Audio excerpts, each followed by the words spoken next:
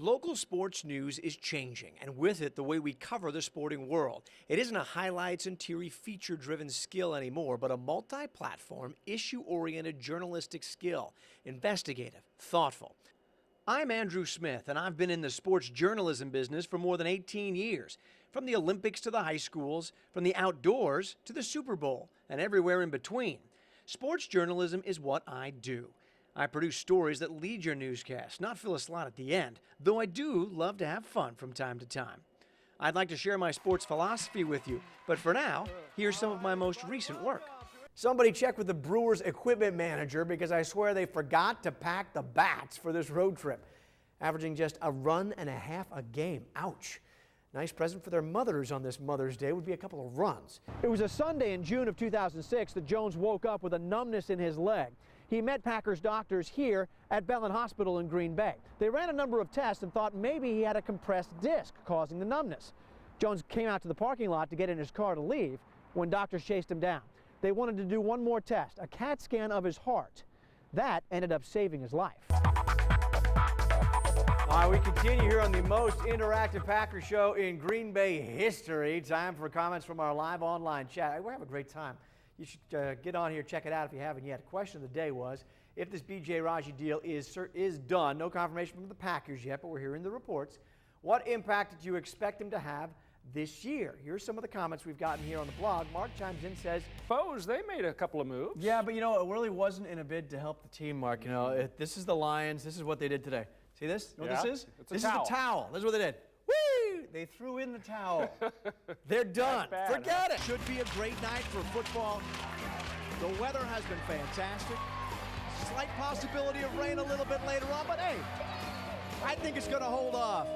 Welcome inside the bowl here at Lambeau Field. I'm Drew Smith along with Packers Hall of Famer Johnny Gray. Johnny, how you doing? Welcome to another family night. Are you ready for some football? I'm ready for some football, and I think everybody, certainly at home, is ready for some football. It's our first chance to see the 2010 Packers actually live out at Lambeau Field. While the players and their families enjoy the trip to Hawaii, one of the problems is Aloha Stadium itself. It was never built to be an NFL stadium, so it lacks some of the amenities. The state would love to have the Pro Bowl back here, even if it does mean a bit of a compromise. Good morning, everybody, and welcome to the center of the football universe. It's Arlington, Texas. It's time for Super Bowl 45 in North Texas. I'm Drew Smith with Johnny Gray, and for the next hour, we're going to be getting you ready to get going for Super Bowl 45. Hey, welcome back down here. We've got Nick Collins with Little Nicholas. Hey, how you doing, man? Super Bowl chance, man. How you feel? I feel great. I don't really know how to feel. I'm numb. But I just know we did something very special. Inside the Huddle.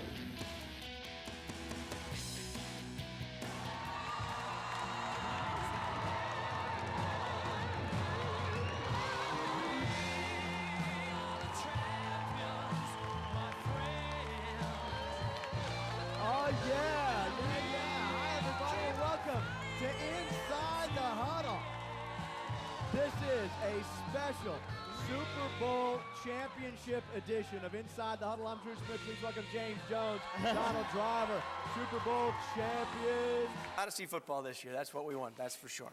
Well, as we mentioned, we've also been covering this breaking news story from tonight. The United States President Obama, announcing that Osama bin Laden has been killed by American forces in Pakistan. This is a live look right now at the grounds outside of the White House as American flags are out there. People are jubilant, literally dancing in the streets.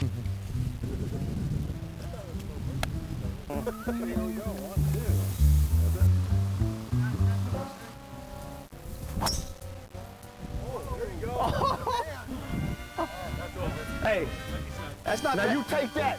Did you see that? You're not going to find that ball. Swing.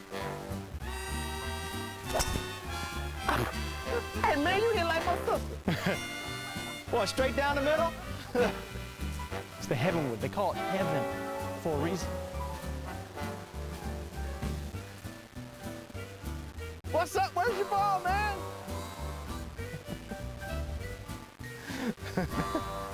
Here, I'll let you drop one by mine. You didn't play. The lady on the drink cart doesn't have your ball. Right here. Yeah. Hey, man, don't get mad. Don't get mad. Don't leave it short. I'm gonna try not to.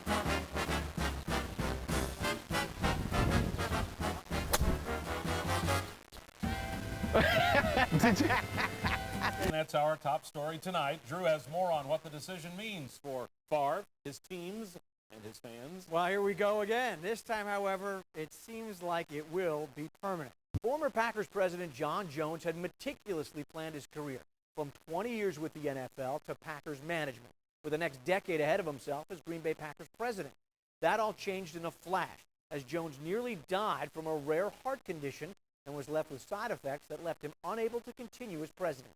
For the first time on television since leaving the Packers a year and a half ago, JJ sat down with me this week to talk about his brush with death, his healing, and his life after football.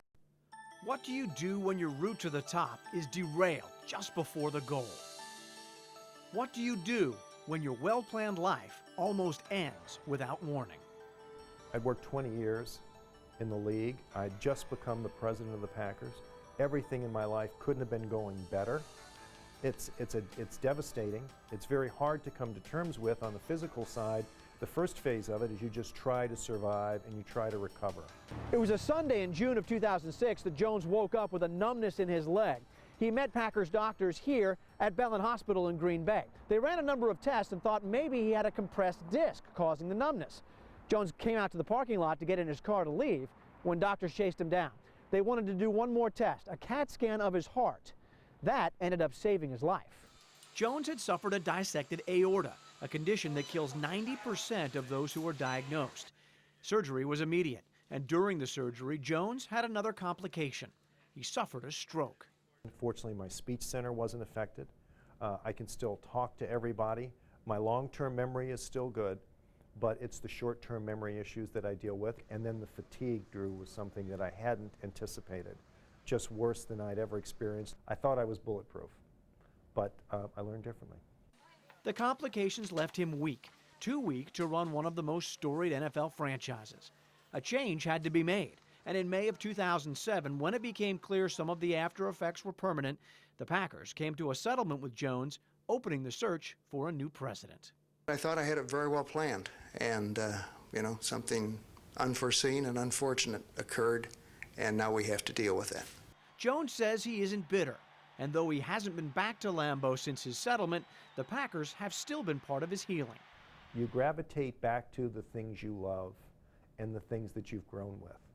And the Green Bay Packers are a part of that for me, just like my family, or like, any of the things that, experiences you've built up over time. You need those things to go forward. The Packers moved forward as well, hiring Mark Murphy to take over early last year. He and Jones, who knew each other years ago, have been in contact. I did reach out to John pretty early in my tenure here because we did have a prior relationship, and he's just been fantastic. He was a real help in terms of some of the issues, and so in terms of talking about the Packers. Jones has now had to rebuild his life without football.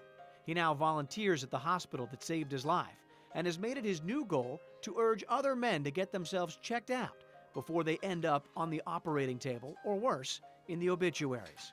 Most guys are just not on top of it. I often think that guys will do a better job taking care of their car and their snowmobile than they do taking care of themselves. So I'm hoping I can get through to those guys. For Jones, the healing continues, physically and emotionally. He went with me to the operating room where he had his surgery and was nearly overwhelmed. It was just too soon. Though he hasn't made it all the way back, he is relishing his new calling in life. Has having this new goal helped you in your recovery? Drew, it was a turning point in my recovery. They're new things that I love equally as much in a different way. And helping others, if I can do it out of what happened to me, I'd feel like, well, maybe there was a purpose.